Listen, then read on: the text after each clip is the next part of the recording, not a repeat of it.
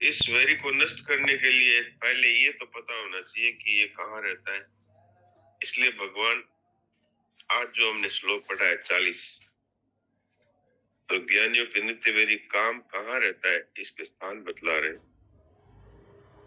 इंद्रिया, मन और बुद्धि इस कामना के निवास स्थान। ये कामना इंद्रिया, मन, बुद्धि के द्वारा ज्ञान को ढककर देहाभिमानी मनुष्य को मोहित कर।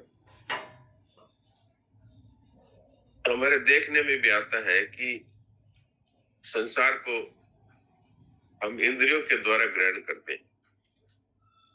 नेत्रों के द्वारा सुंदर रूप देखने से मनुष्य उसमें आकृष्ट हो जाता है।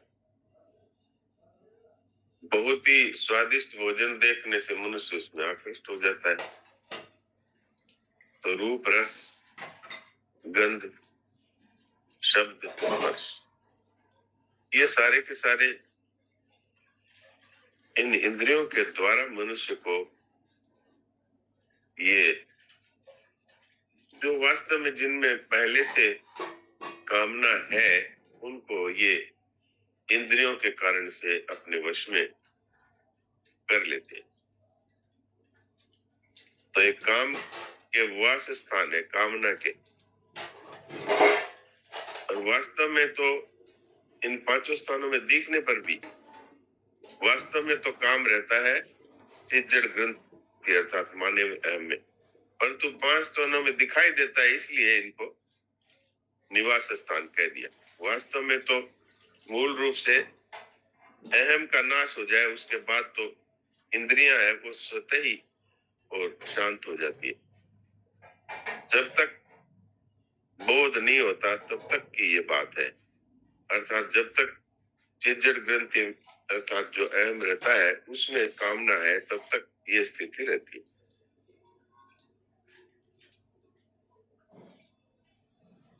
वास्तव में काम जड़ चेतन का तादात्म्य रूप अहम में ही रहता है, और ये अहम केवल माना हुआ है। मैं इस वर्ण का, इस आश्रम का, इस देश का रहता हूँ, मानता हूँ, अपने आप को ऐसा मानने लगता है। माने हुए संबंध में ही ये कामना रहती है। अपने आप को देह यदि हम न माने, क्योंकि कोई कह सकता है कि ये कैसे संभव है, तो मनुष्य को भगवान ने मानने और न मानने की शक्ति दी है। हम इस शक्ति का उपयोग इसलिए नहीं कर पाते कि जैसे अभी बद्री भाई जी ने बताया कि हमारा एक दृढ़ उद्देश्य पहले नहीं बना है कि हमें पारमार्थिक मार्ग पे ही चलना है। उद्देश्य बन जाता है तो फिर ये वास्तव में अगर दृढ़ उद्देश्य हो तो स्वतः ही ये दृढ़ उद्देश्य ही कामनाओं को खा जाता है। कामना के कारण मनुष्य जो नहीं करना चाहिए उसको करता है, और जो करना चाहिए उसको नहीं करता है। जब तक देहाभिमान रहता है अर्थात शरीर ही मैं हूं, इस तरह से जब तक मनुष्य मानता है, जो कि वास्तव में एकदम गलत मान्यता है और मानी हमने ही है। तो कब से मानी है, तो इसको अनादि कहते हैं। इस अज्ञान को अनादि कहा जाता है।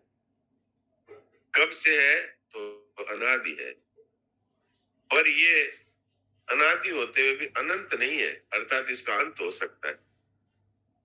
भूल है वो तो वास्तव में अनादि होती है।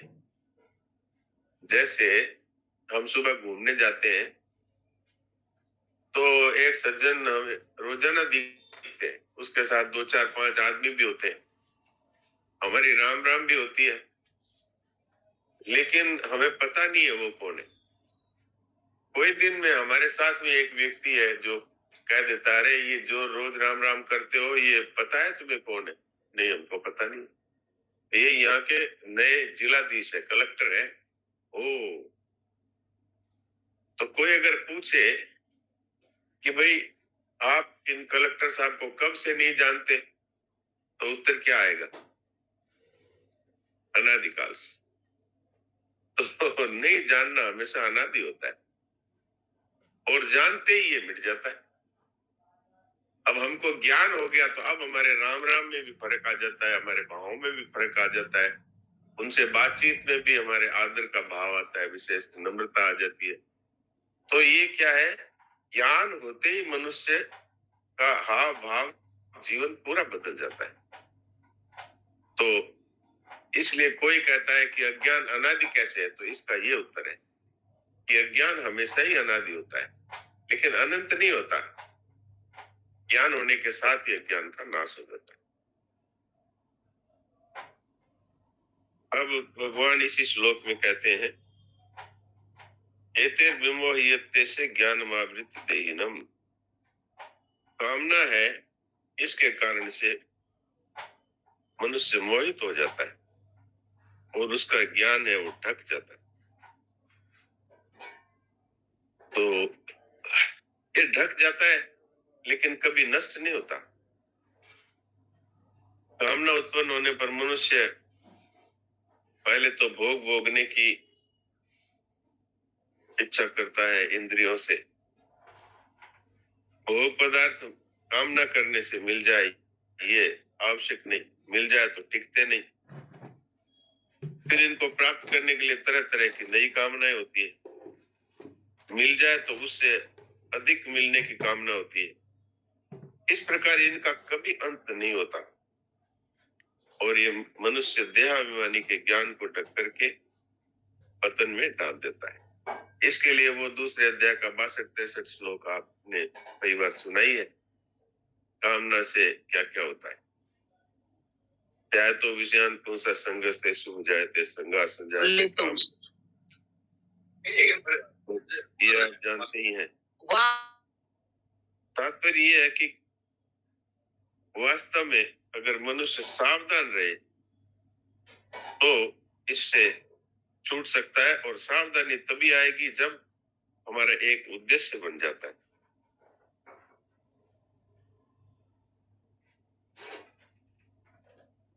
अब आगे जो 41वां श्लोक अभी पढ़ रहे थे उसमें आगे के 3 श्लोकों में भगवान इस कामना को कैसे समाप्त किया जाए, इसको मारने की आज्ञा देते हैं। तो सबसे पहले कहते हैं कि इंद्रियों को वश में करके और इस ज्ञान और विज्ञान का नाश करने वाले महान पापी काम को अवश्य ही बलपूर्वक मार डालना चाहिए। इंद्रियों को विषयों में प्रवृत्त न होने देना, अपितु निर्वाह बुद्धि से, साधन बुद्धि से इनसे कार्य लेना, अर्थात राग पूर्वक प्रवृत्ति न हो